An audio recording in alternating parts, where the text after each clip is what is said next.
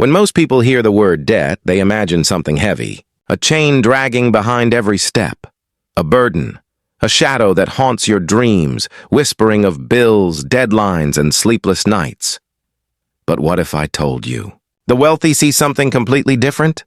They don't see chains. They see opportunity. They don't run from debt. They use it as a secret weapon to build empires, expand their reach, and multiply their wealth. Today, we'll uncover how the rich leverage debt, not as a curse, but as a tool of power. Stay till the end, because what you'll learn here could completely change how you see money forever. And remember, if this story opens your eyes, don't forget to subscribe and comment below your thoughts, because knowledge like this deserves to be shared.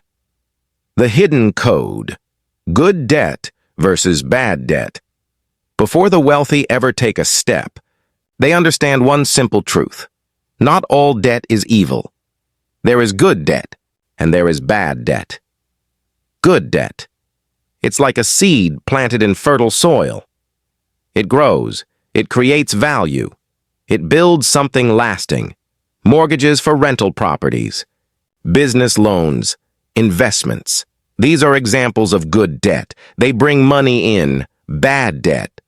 That's the trap. It's the shiny. Car bought on credit. The vacation you couldn't afford but took anyway. The gadgets that lose value the moment you open the box. Bad debt takes your money away. Good debt multiplies. The wealthy know this difference like a heartbeat, and that's where their power begins, too. Mortgages. The real estate game for the rich. Real estate isn't just land or buildings. It's the foundation of freedom. They don't buy homes just to live in them. They buy properties to grow their fortune. By taking out a mortgage, they don't lock away all their money, they leverage it. Let's say they have $100,000. Instead of buying a single small property, they use it as a down payment, maybe 20%, and borrow the rest. Now, they control a $500,000 property. That means they benefit from the rise in value of the entire $500,000. Not just their $100,000. The rent from tenants covers the mortgage, taxes, and repairs. And as years pass, the loan shrinks. While the property's value rises, they're building wealth quietly, behind the scenes, letting time and smart strategy do the heavy lifting. And the secret advantage? Mortgage interest and property taxes are often tax-deductible, saving even more money.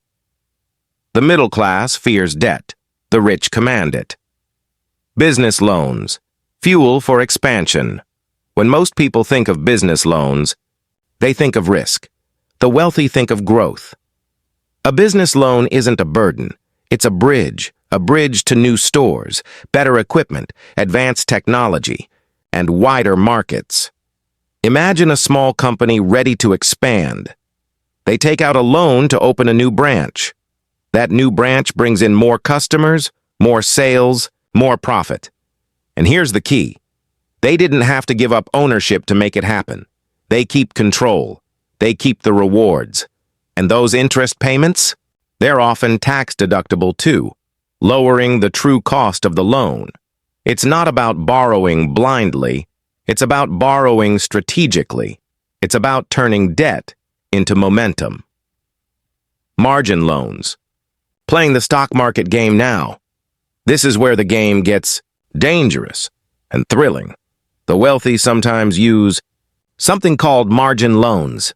Money borrowed to buy even more stocks. It's like doubling down on their beliefs. If they have $100,000, they might borrow another $100,000 to invest $200,000 total.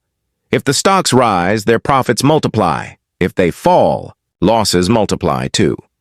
That's the razor's edge they walk. Risk versus reward. But they accept that risk because they understand leverage. They know that sometimes, to grow fast, you must lean into controlled danger. And because margin loans often come with low interest rates, they can turn the market into a machine that works for them, day and night. For them, every borrowed dollar has a job to do.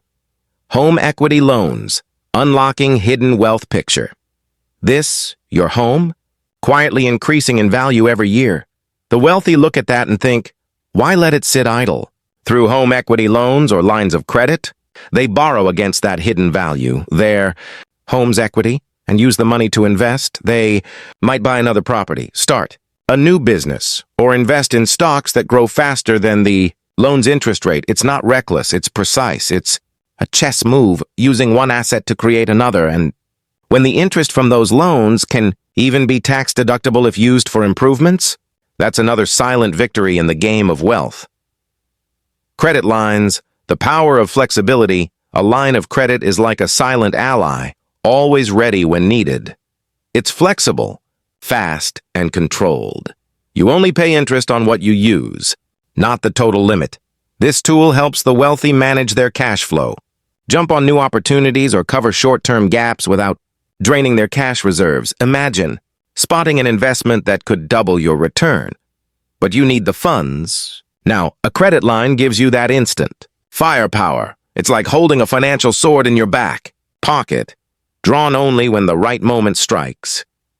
Leverage buyouts, the corporate power play in the corporate world. There's a move that only the bold dare to make, the leveraged buyout.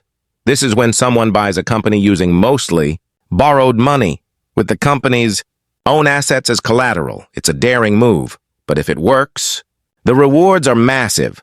They take control of an entire empire with just a fraction of their own money, and because the interest on that debt is tax deductible, the real cost of that bold move drops even lower.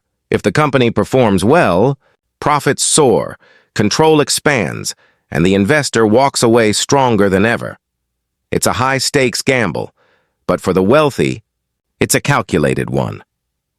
Personal loans, the strategic shortcut for most people. A personal loan feels like desperation. For the rich, it's an opportunity. They use personal loans to jump on time-sensitive chances, maybe a property being sold below market value, or a startup that's about to explode. If the expected return is higher than the interest rate, the borrowed money becomes pure profit. Some even use these loans to consolidate higher interest debts, cutting costs, tightening control, and freeing up more capital for future investments. It's not about being lucky, it's about being prepared when opportunity knocks. Private equity and venture capital. The risk-taker's arena, this is where the true giants play. The wealthy often pour money, sometimes borrowed, into private equity and venture capital, funding startups and private businesses. It's risky, it's unpredictable, but it's also where fortunes are made overnight.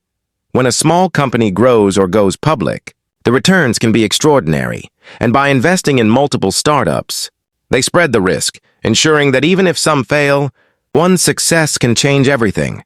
It's the art of seeing potential where others see uncertainty. So, what's the secret?